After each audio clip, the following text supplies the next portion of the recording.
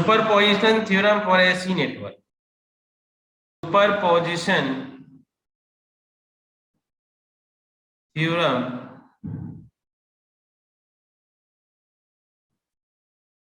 for AC network. हाँ, और एक चीज बता रहे हैं, यदि ठीक है किसी का यदि छूट गया तो मेरा ऑलरेडी जो है कि वीडियो बना हुआ है, ठीक है। इस चैनल पे ही तुम लोग प्लेलिस्ट पे जाओगे तो डीसी नेटवर्क करके एक बना हुआ प्लेलिस्ट में, तो तुम लोग वहां से भी थ्योरम सबको देख सकते हो, ठीक है। Superposition theorem for AC network, ठीक है। तो एसी के लिए हम लोग बात करेंगे, तो सिंपल यदि हम लोग स्टेटमेंट को भी लिख लेते हैं एसी के लिए, तो सिंपली हम लोग स्टेटमेंट को कैसे लिख सकते हैं कि it states that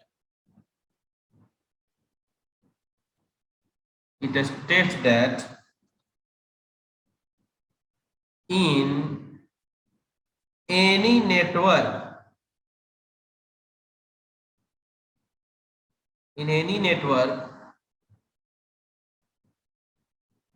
made up of linear impedances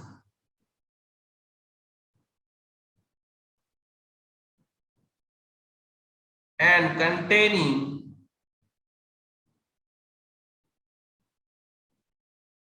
more than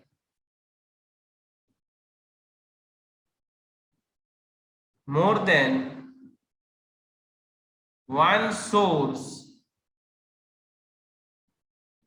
of EMF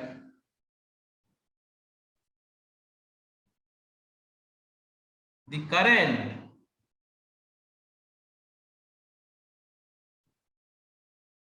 flowing in any branch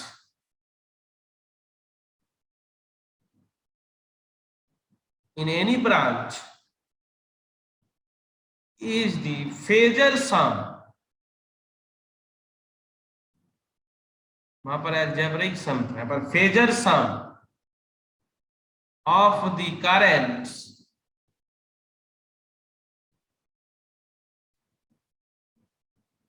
that would follow in that branch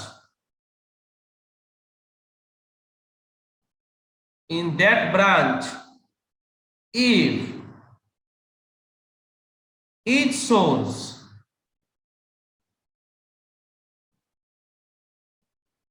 were considered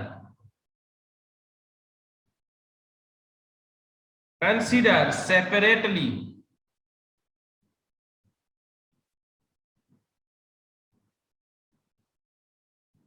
all other EMF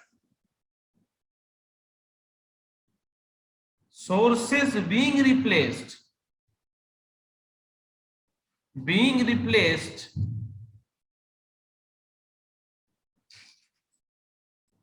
for the time being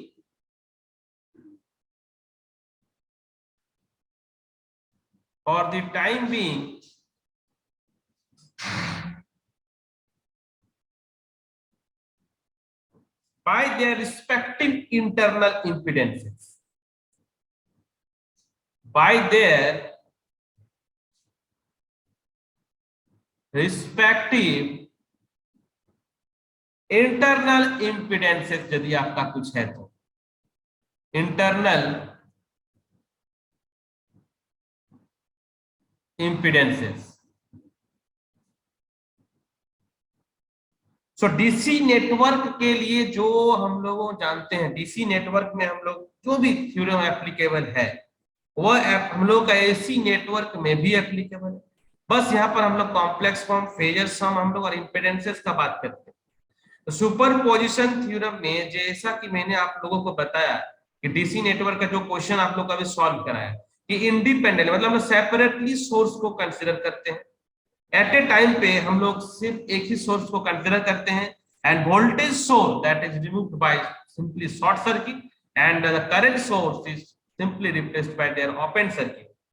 तो यहाँ पर ये जो statement है, इस statement को थोड़ा समझ लीजिए। बेसिक स्टेटमेंट मैंने आपको बताया, superposition theorem for AC network. अब आइए क्वेश्चंस को भी हम लोग सॉल्व करते हैं, जिसमें हम लोग सिंपली एसी सोर्स का बात करेंगे, ना कि डीसी सोर्स का। लास्ट जो हम लोगों ने क्वेश्चन सॉल्व किया था वो डीसी के लिए आप लोगों को बताया था। अब डीसी के जगह में हम लोग यहाँ पर एसी सप्लाई का बात करेंगे। तो एसी सप्लाई में हम लोग क्या सर्किट में देखेंगे, जैसा कि हम लोग नोडल एनालिसिस में भी हम लोगों ने जो आप लोगों को बताया था पहले कि कैलकुलेटर का थोड़ा सा यूज करना होगा पोलर और रेक्टेंगुलर फॉर्म में जब हम लोग चेंजेस करते हैं। कैलकुलेटर अलाउड है, इसलिए कोई प्रॉब्लम नहीं है, बस पोलर और रेक्टेंगुलर को समझ जाइए चेंज करने के लिए, और वहां से हम लोग सिंप्लीफाई करके करंट वोल्टेज जो भी फाइंड आउट करना रहेगा कर सकते हैं। तो ये क्वेश्चन जो दे रहा हूं मैं आप लोग उस क्वेश्चन को समझिए, पहले स्टेटमेंट को आप लोग लिख लीजिए या स्क्रीनशॉट ले लीजिए, ठीक है। और मैं बताता हूँ एक क्वेश्चन, सिंपल सा एक क्वेश्चन मैं आप लोगों को दे रहा हूँ, इस क्वेश्चन को सॉल्व कीजिए, क्योंकि डीसी नेटवर्क में जो हम लोगों ने अभी किया है सेम टू सेम प्रोसीजर है, वही रहेगा। तो ये है क्वेश्चन आप लोगों के सामने, देखिए क्वेश्चन नंबर 1। अब क्या है कि क्वेश्चन नंबर 1 में पहले मैं सर्किट को ही बना देता हूँ। सर्किट को आप देखिए ध्यान से। तो ये देखिए आप लोगों का ये जो एक सोर्स है यहाँ पर, ये एरो मतलब ये करंट सोर्स है। अब यहाँ पर एक रेजिस्टेंस लगा हुआ है, आप ये देख रहे हैं इंडक्टर लगा हुआ है, ठीक है। तो आप लोग को मैंने उस दिन ही बताया था इंपीडेंस कैसे फाइंड आउट करते हैं। और ये कैपेसिटर है, ये कैपेसिटर है, और ये वोल्टेज सोर्स आप लोगों का मतलब एसी वोल्टेज, अब डीसी नहीं है, ठीक है, अब एसी वोल्टेज सोर्स है। तो देखिएगा ध्यान से, यहाँ पर आप लोगों का करंट सोर्स है, ये आपका 10 और ये 0, आप लोगों को पता है फेजर के फॉर्म में हम लोग लिख रहे हैं, पोलर फॉर्म में है ये। और ये आपका 3 है, और ये आपका J4, और ये कैपेसिटर है -J4। और ये आप लोग का जो वोल्टेज और 50 और जो फेज है वो 90 degree, positive to negative direction is this one. Okay, so now solve. Simply question को क्या बोल सकते हैं, यहाँ पर क्वेश्चन में आप लोग एग्जाम में लिख देगा कि use superposition theorem, use superposition theorem to find the voltage. यहाँ पर वोल्टेज फाइंड आउट करो, टू फाइंड द वोल्टेज भी इन द नेटवर्क सोन। हम लोग को वोल्टेज निकालना, करंट नहीं निकालना है, ठीक है, नेटवर्क सोन। तो चलिए स्टेप बाय स्टेप इसको सॉल्व करेंगे तो आसानी से बन जाएगा, ठीक है। तो फर्स्ट में आप लोग क्या कीजिएगा, देखिए करंट सोर्स है, आप लोग के पास एक वोल्टेज सोर्स है। तो एक काम कीजिए, पहले वोल्टेज सोर्स को ही रिमूव कर दीजिए। तो वोल्टेज सोर्स को सिंपली हम लोग शॉर्ट कर देंगे। तो शॉर्ट कर देंगे तो फिर आप लोग इक्विवेलेंट इंपीडेंस फाइंड आउट कीजिए, फिर करंट डिवीजन रूल लगा करके करंट निकाल लीजिए। सिंपली करंट, पहले करंट निकाल लीजिए, तो इस ब्रांच में हम लोग का करंट पता चल जाएगा। फिर इस वोल्टेज को लीजिए, करंट जब हम लोग को करंट को क्या करते हैं, ओपन करते हैं। जब हम लोग 50 वोल्ट को लेंगे तब करंट को हम लोग ओपन कर देंगे। तो दो सर्किट बनाना है सिंपली, और हम लोग को वोल्टेज ड्रॉप निकाल लेना है, ठीक है। तो बहुत इजी क्वेश्चन है, बन जाना चाहिए। ट्राई कीजिए, मैं बता रहा हूँ। और मैं जो ऊपर को जो है आप लोग लिखे हैं तो ठीक है, मैं इरेज कर रहा हूँ, ठीक है। सर डायरेक्शन करंट का, डायरेक्शन करंट का आप समझिए, नेगेटिव टू पॉजिटिव तो आप लोगों को पता ही है ना।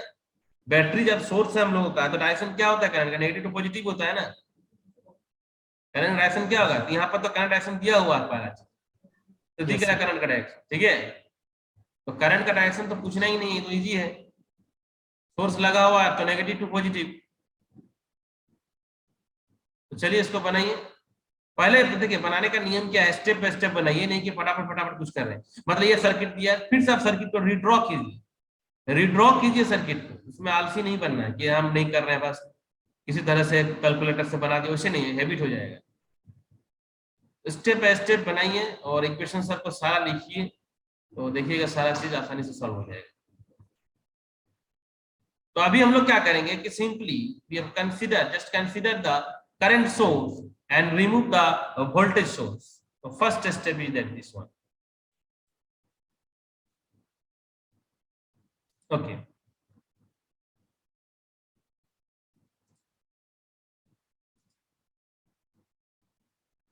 चलिए बनाइए। पहले वोल्टेज सोर्स को किल कीजिए।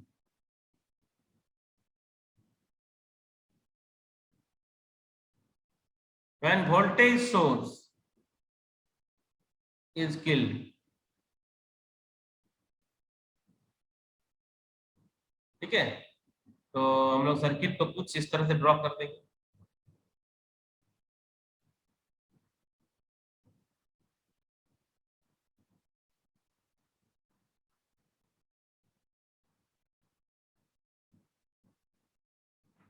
ये सर्किट कुछ इस तरह से हो जाएगा, -J4, ये आपका क्या है 3 है, ये J4 और ये 10 और ये आपका ये 0 डिग्री। तो इसको अब आराम से हम लोग वोल्टेज निकालने के लिए कहा जा रहा है ना, तो वोल्टेज निकालना है, पूरा सर्किट का वोल्टेज निकालना है, तो वोल्टेज तो निकाल सकते हैं आसानी से। टोटल करंट यदि निकल गया है ना, टोटल करंट यदि निकल जाएगा तो फिर हम लोग को वोल्टेज क्या होगा, वोल्टेज हम लोग को निकालना रहेगा, तो वोल्टेज 2 पॉइंट के बीच का टर्मिनल, ये वोल्टेज हम लोग को निकालना होगा, ठीक ना। तो चलिए निकालिए। तो करंट तो आप लोग को दिख रहा है कि मेन करंट कितना है 10 1 मिनट, यहाँ का करंट कितना है, तो 1 मिनट है, J4 हो गया, तो यहाँ का करंट हम लोग को निकालना है इस ब्रांच का, है ना, इस ब्रांच का करंट निकालना है। करंट कहाँ कहाँ डिवाइड हो रहा है, एक यहाँ डिवाइड हो रहा है, एक यहाँ डिवाइड हो रहा है। हम लोग तो फॉर्मूला जानते हैं ना, V equal to I R होता है, बेसिक फॉर्मूला सबको पता है, V equal to I R. हम लोग को जो है कि मान लेते हैं कि इसके चलते जो वोल्टेज होगा, दोनों टर्मिनल का जो वोल्टेज होगा V डैश होगा, मान लेंगे कुछ भी वोल्टेज V डैश है। तो एक काम कीजिए, जो यहाँ पर मान लेते हैं करंट आप लोग का I करंट, क्या करंट है I, तो कैसे निकलेगा, मेन करंट हम लोग को पता है I ये है, तो एक काम कीजिए, इसको मान लीजिए I1 मान लीजिए, चलिए I1 मान लीजिए। तो I1 is equal to total current कितना है, ये देखिए टोटल करंट ये है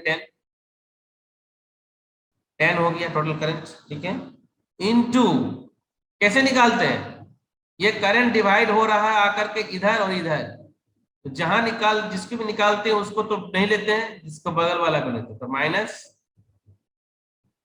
-J4 और टोटल, तो टोटल क्या है 3 प्लस J4 और माइनस आपका J4, तो देखिए ये निकल गया आप लोग का, J4 तक कट गया, ठीक है, J4 कट गया, तो 10 0 डिग्री इंटू -J4 और डिवाइडेड बाय 3, ये हो गया आप लोग का I1, ये क्या निकल गया I1, ठीक है। तो अब वोल्टेज निकालना है, अब वोल्टेज निकालना, तो वोल्टेज तो अब जो वोल्टेज हम लोग का आ रहा है, तो वोल्टेज तो टर्मिनल के बीच का ही होगा ना, ये दोनों टर्मिनल के बीच का वोल्टेज, ये दोनों टर्मिनल के बीच का हम लोग का वोल्टेज फाइंड आउट करना है, ठीक है। तो दोनों टर्मिनल का बीच का वोल्टेज हम लोग मान लेते हैं कि इस केस में V डैश या V1 मान लेते हैं, ठीक है, V1 मान लेते हैं। तो V1 is equal to simple IR होता है, तो I1 हो गया, और यहाँ पर R नहीं है, यहाँ पर तो क्या इम्पीडेंस है, तो ये 3 प्लस J4 R नहीं बोलेंगे, इसको हम लोग IZ बोलेंगे, मतलब I1 Z1 मान लेते हैं, ठीक है।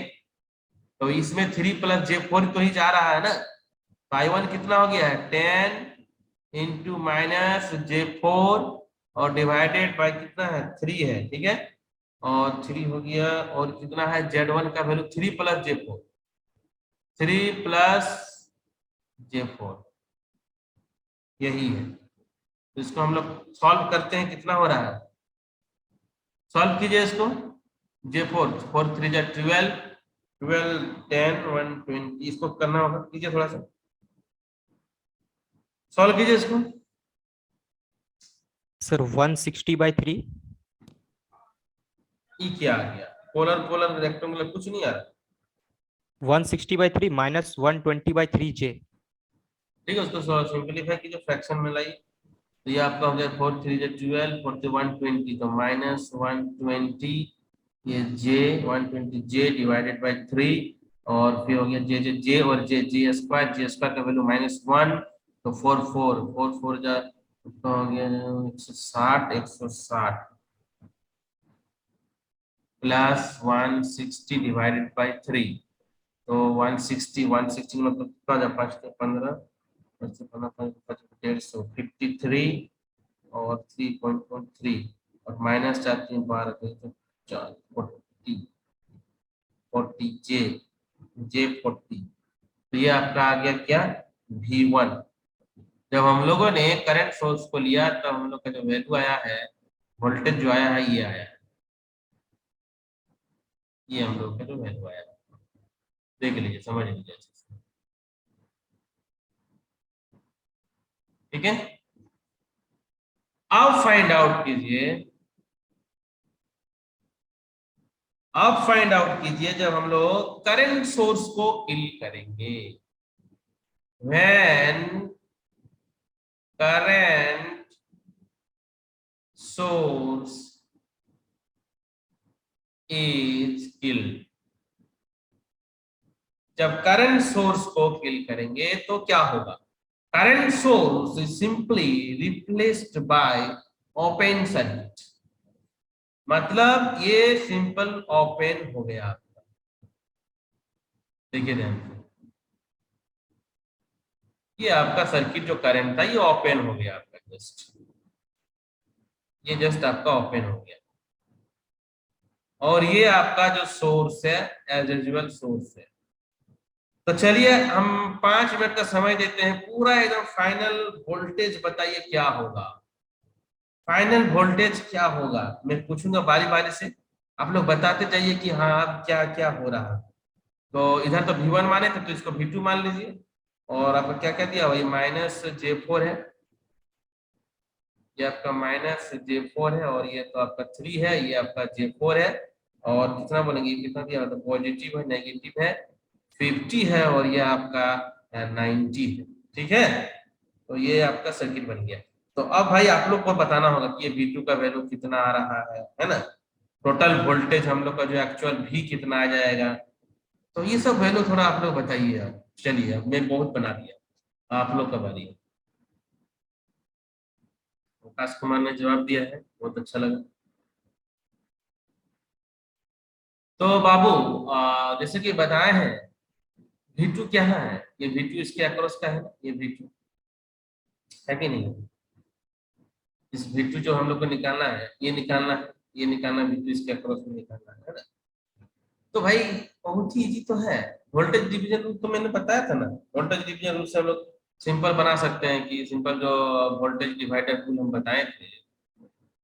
देखो इसीलिए मैं बेसिक सबसे पहले यही सब बताया था, नहीं भी नहीं वोल्टेज करंट डिवीजन रूल यदि नहीं भी पता है तो वीडियो अवेलेबल है, कोई ऐसा हो तो इसमें क्या करते थे हम लोगों को, मेन वोल्टेज जो है टोटल वोल्टेज, देखो ध्यान से V2 का वैल्यू को देखो, टोटल वोल्टेज क्या है 90 डिग्री है ना, इनटू क्या करते हैं हम लोग टोटल वोल्टेज के साथ में, जिस पे निकालते हैं, मतलब हम लोग को ये निकालना है ना 3 प्लस, जिस पे निकालते हैं, करंट के केस में उल्टा था, करंट में जो था जहां पर डिवाइड हो रहा बगल वाला, लेकिन वोल्टेज के केस में जिस पे ही निकालते हैं, मतलब जिस पे हम लोग निकालेंगे 3 + j4, और टोटल 3 + j4 - j4।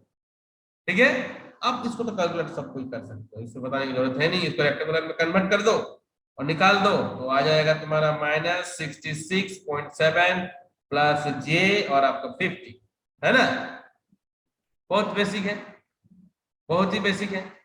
तो अब तो समझ में आ ही रहा है कि डायरेक्शन तो वोल्ट, तब हम लोग जो टोटल वोल्टेज जो होगा, पोलरिटी, वोल्टेज का जो पोलरिटी सब ऐड ऐड हो रहा है, वोल्टेज का पोलरिटी तो ऐड हो रहा है ना, मतलब जो टोटल वोल्टेज होगा वो V1 + V2 ही होगा, तो बस ऐड कर देना है, सिंपली ऐड कर देना है हम लोगों को, एकदम बेसिक है। ठीक है, V1 + V2, तो V1 + V2, V1 कितना था 53, कितना है 0.3, कितना था -j40, और क्या है -66.7 और प्लस j50। ठीक है, बस हो गया, कॉन्सेप्ट क्लियर, इसको जोड़ घटाव करना है, चला जाए, इसको जोड़ घटाव करने से आंसर आ जाएगा 53 - 66, तो 66 तो कितना हो जाएगा 6, 3 3 3 13, तो 13, 13.4, नेगेटिव नेगेटिव होगा, बड़ा नेगेटिव हो गया, और 40 में 50 तो प्लस हो जाएगा j 10 हो जाएगा, और इसको चलो कन्वर्ट कर लो रेक्टेंगुलर से पोलर फॉर्म में, तो रेक्टेंगुलर से पोलर फॉर्म में कितना आएगा 16.7 और एंगल 143.3 डिग्री वोल्ट। तो इस तरह से हम लोग सुपरपोजिशन थ्योरम को एसी नेटवर्क के लिए फाइंड आउट कर सकते हैं।